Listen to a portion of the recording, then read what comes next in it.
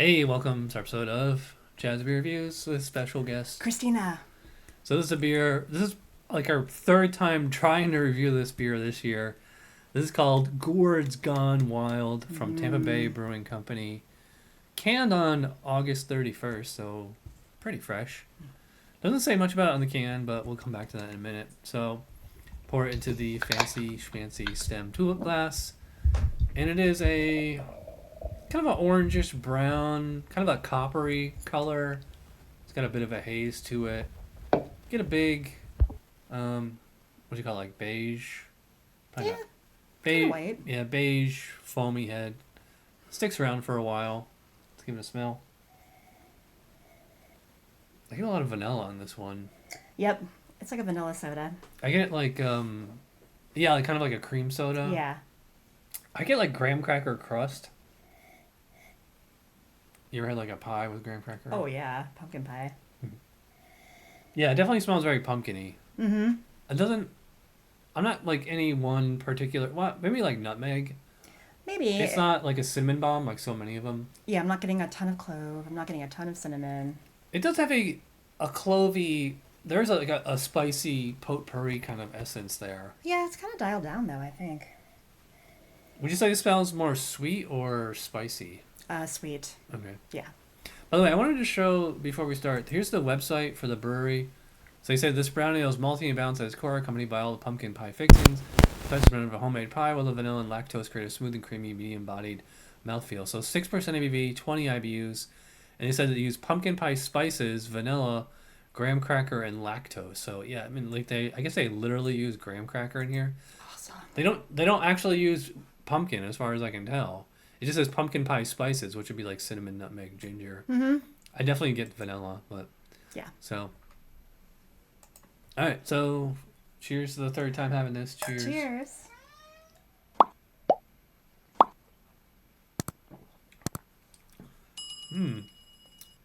It's so good. You mentioned cream soda, and it tastes like a cream soda. Yeah, I agree.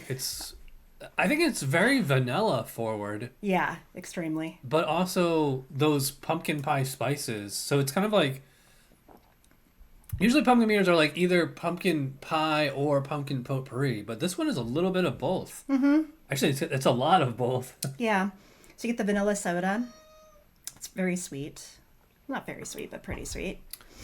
Yeah, it's sweet and it's like rich. Mm-hmm.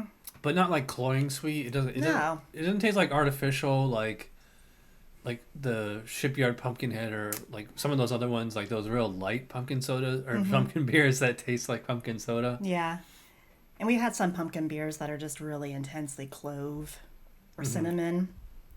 I think I'm getting a lot that. of cinnamon on this one. Are you? Yeah, I think it's cinnamon and nutmeg.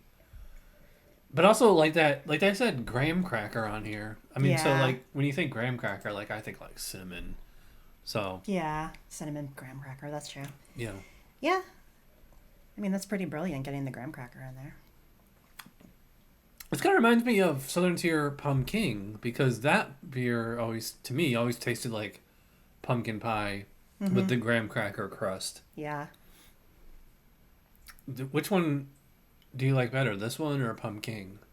Oh, this one I think is superior to all pumpkin beers. The fact this is only 6% ABV, it just feels like a stronger beer though, doesn't it? Because Yeah. it's like, it's so strongly flavored. Yeah, I would think it's at least an 8. But 6%, it's pretty light. Like you said, rich. It's not. What do you mean by light? Like it's not. 6%. That 6% is not light alcohol. Oh. Like Bud Light's like 4%. Like that's light. Lighter then. It's lighter than Pumpkin. That's 8%. Okay.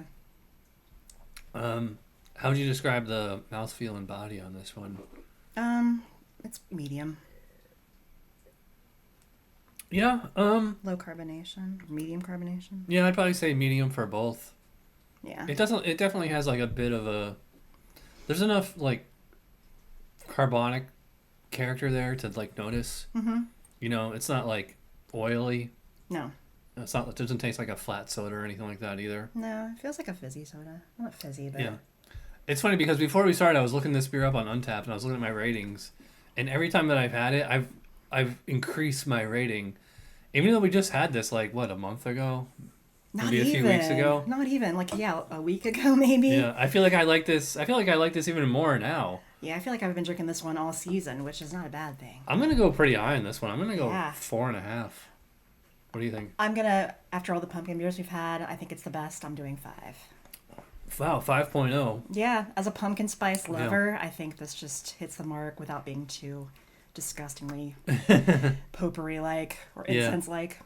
On the website, they said, or on Untappd, they said there's an imperial version, but I haven't seen that one. It might be like tap only or something. I would love to try that one. Mm-hmm. I think I like Cigar City's Good Gourd a little bit better than this one, because that one's like 8.8%. But this one, I don't know, I guess it surprised me. It's like I'll have to do like a blindfold like this one up against Good Gourd, and like if I don't know which one's which, to see which one I really like.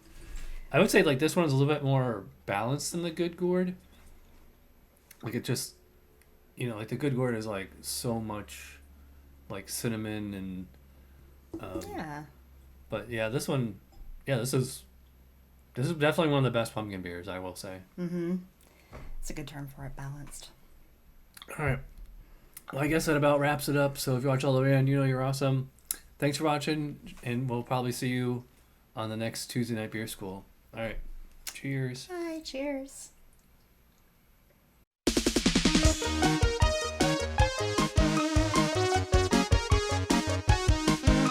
Somebody brewed it. Chad just reviewed it. Thanks for watching Chad's Beer Reviews. Trust me, the next episode will be a lot better.